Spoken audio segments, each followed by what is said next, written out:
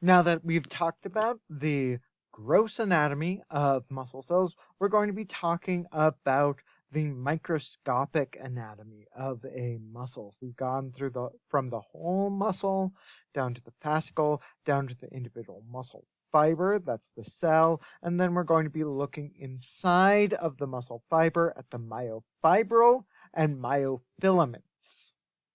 So muscle fiber microanatomy. Again, skeletal muscle fibers are these long cylindrical cells that contain multiple nuclei, and we have some special names for the parts of the cell. In the muscle fiber, we call the plasma membrane, the cell membrane on the outside of the cell, the sarcolemma. And then we're going to call the cytoplasm inside of the muscle cell the sarcoplasm. And inside that sarcoplasm, we're going to have a couple of special structures. One are these storage molecules called glycosomes. That's essentially just a bunch of glycogen stuck together, and that glycogen can be broken down into glucose in order to provide energy for the cell. And then muscle fibers are also going to be full of a protein called myoglobin. And myoglobin is going to work similarly to hemoglobin in that it's a protein that grabs onto oxygen, and it's there to help pull oxygen from the blood into the muscle in order to allow the muscle to hold on to that oxygen in order to make ATP using glucose. If you've ever had a steak and you cut into it and some red stuff oozes out, that's not actually blood. That red stuff is actually the myoglobin, not the hemoglobin that we see in blood. Our modified organelles inside of the muscle cell are going to include these myofibrils, which are these rod-like elements that are involved in muscle contraction. We're also going to see what's called the sarcoplasmic reticulum. This is essentially just the smooth endoplasmic reticulum inside of muscle cells, and its main job inside of a muscle cell is going to be for regulating calcium. So when you see the Ca2+, that just means a calcium ion. And then we're going to have these T-tubules, which are these invaginations, and the invagination means infolding of the sarcolemma that are going to be used in order to help spread those electrical signals, those action potentials that are going to trigger contraction. So our myofibril, again, this is this rod-like element made up of proteins, and within a single muscle fiber, muscle cell, we're going to actually have thousands of myofibrils. This actually accounts for most of the cell volume, about 80%. And when we look at a myofibril, one, we are going to have striations. Remember, skeletal muscle is striated. It has these dark spots and these light spots. We are also going to see on these myofibrils what we call sarcomeres. So a sarcomere is the smallest contractile unit of the muscle. It's going to be where we actually generate contraction at a subcellular level. And that's going to be done through interactions of what we call these myofilaments. And these myofilaments are going to be the actual proteins used for contraction. And it's going to include thin filaments that are made up of a protein called actin, and thick filaments that are made up of a protein called myosin. When we look at the striations, we have these dark bands and we have these light bands. And we call the dark bands A bands. And one way to remember that is that the word dark has the letter A in it. So A bands are the dark regions.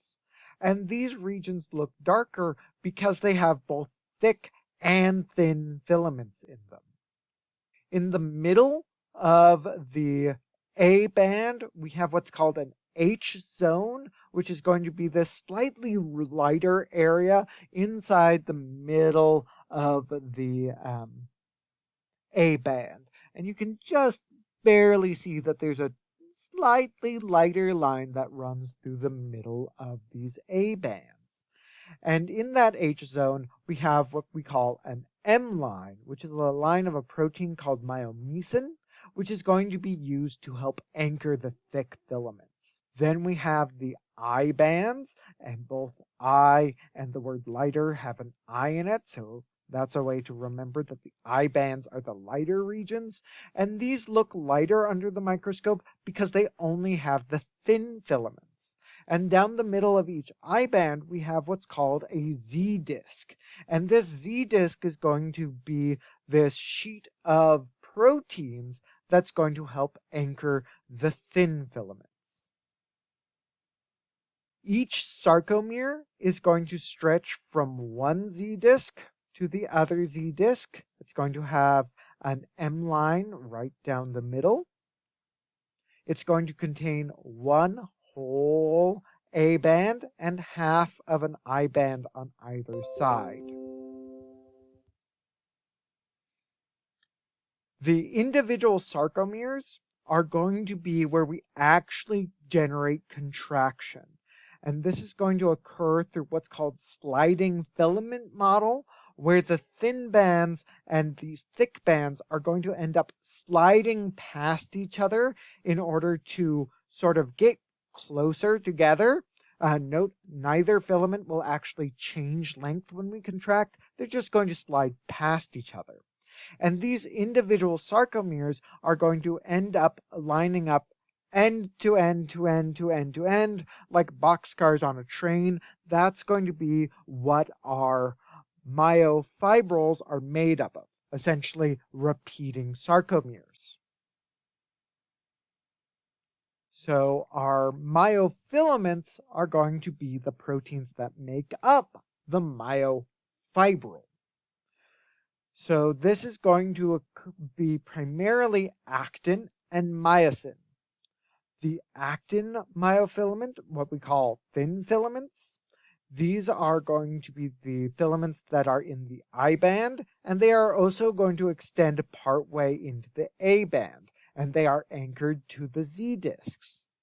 The thick filaments, what's called myosin myofilaments, are going to be in the A band. And that's what makes the A band darker, and they are going to be anchored to the M line in the H zone. Our thick filaments are myosin. These are composed of the protein myosin that's made up of 2 heavy chains and 4 light chains. The heavy chains are going to form what's called a tail, and the light chains are going to form a head. This tail is primarily going to just be structural and help anchor the myosin, whereas this head group is going to be what actually does the work of contraction. These head groups are able to grab onto actin, which makes up the thin filaments, and it's able to do a little movement. We'll cover exactly how it does that later on, but these head groups are able to grab onto actin and pull it. And that's what actually is going to cause contraction. We call this attaching of myosin to actin, this linking together of thick and thin filaments, cross bridges. Our myosin heads are actually offset from each other, so we have this staggered array of head groups all along the thick filament. Our thin filaments are going to be made up of this protein called actin. We call individual actin subunits G-actin, which stands for globular. Remember, globular refers to proteins that are sort of free-floating around in the cytoplasm. However, these globular actins can link together in order to form this long filament called F, or filamentous actin. 2 filamentous actin strands twist together to form a thin filament. And then on top of that, we are also going to have these regulatory proteins called tropomyosin and troponin. And these are going to control when the muscle is actually able to bind. This tropomyosin is going to prevent myosin from binding to actin until the muscle is ready to contract. So again, within the muscle, we have this whole muscle. Inside of the muscle, we are going to have these bundles of cells called fascicles. The fascicles are made up of bunches of individual muscle fibers, muscle cells. Inside of each muscle fiber, we have thousands of myofibrils, and then inside each myofibril, we are going to have the myofilaments. We also have some other proteins inside of the myofibril.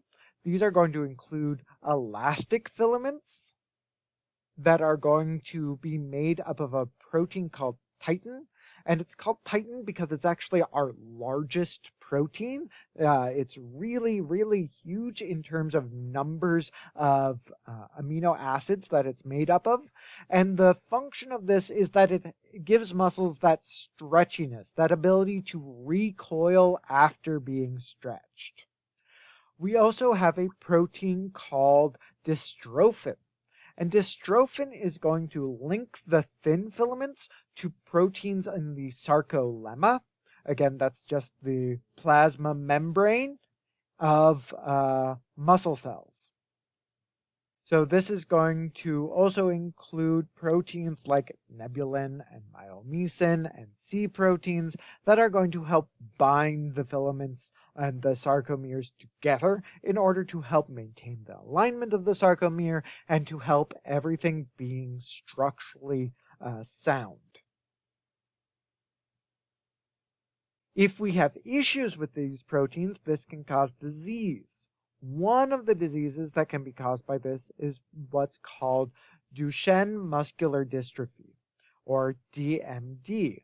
And this is the most common and serious form of muscular dystrophy, which are these muscle-destroying diseases that are typically going to appear in childhood. This primarily affects males and tends to show up between ages 2 and 7. It primarily shows up in males because it is carried on the X chromosome. Because males typically only have one X chromosome, they're more likely to express diseases where the gene is carried on the X chromosome because they lack a backup copy of the X chromosome. So if they inherit a copy of the X chromosome with the defective gene, in this case it's a defective gene for the protein dystrophin, then they're going to express the disease. And what happens is because the sarcomeres are not properly anchored to the sarcolemma, we're going to get this easy tearing of the sarcolemma, which causes calcium to get into the cell. Remember, the cell membrane is normally going to prevent the movement of ions because ions are charged particles. The cell membrane is going to be hydrophobic. Those charged particles can't get through. However, when we get tears, calcium can get in, and muscle cells are very, very sensitive to calcium. It's actually the signal that causes them to contract. So these muscles contract too often, which again is going to, because the sarcomeres are not properly anchored, cause damage to the muscles. That leads to chronic inflammation. That chronic inflammation depletes the regenerative capability of the muscle cells, and eventually what happens is that the muscle cells start to go into apoptosis, so cell death. There's a drop in muscle mass, and this is actually a fatal disease. With proper supportive care, people with DMD can now live into their 30s and beyond, but it is still a very debilitating disease. Another one of those specialized organelles that we see inside of the muscle fiber is what we call the sarcoplasmic reticulum. Again, the sarcoplasmic reticulum is just what we call the smooth endoplasmic reticulum inside of the muscle cell. And in the muscle cell, the sarcoplasmic reticulum is going to form very close relationships with the myofibril. Specifically, it's going to form what are called these terminal cisterns, and these terminal cisterns are going to form at these perpendicular cross channels at the junction between the I band and the A band.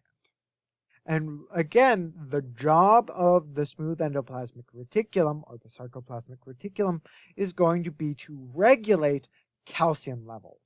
So the sarcoplasmic reticulum kind of works like a calcium sponge. It can suck up excess calcium from the cytoplasm, and then when it needs to, it can squeeze it back out. And that's going to regulate muscle contraction. Then we have what are called these T-tubules. And T-tubules are these infoldings of the sarcolemma, that's the plasma membrane of muscle cells, that are going to go deep inside of the cell. And that's going to be used to increase the muscle fiber's surface area, and it's going to be used in order to allow electrical signals that travel along the cell membrane, what we call action potentials, to go deep down into the cell in order to trigger muscle contraction. The sarcolemma, through these T-tubules and the sarcoplasmic reticulum, ends up having this very close relationship, what we call a triad. So this triad is going to form from the terminal cistern of one sarcomere. So remember, the sarcoplasmic reticulum forms these cisterns at the sarcomeres, a T-tubule, and then the terminal cistern of the neighboring sarcomere. And what happens here is that there are these voltage-sensitive proteins on the T-tubule that are going to project onto these proteins on the cistern of the sarcoplasmic reticulum. And when these voltage-sensitive proteins get activated by the action potential, they're in turn going to activate these proteins on the sarcoplasmic reticulum, and that's going to open up calcium channels. That's going to allow the release of calcium from the sarcoplasmic reticulum into the muscle cell, and that's what actually triggers the cell to contract. That's what's going to generate the movement of the muscle.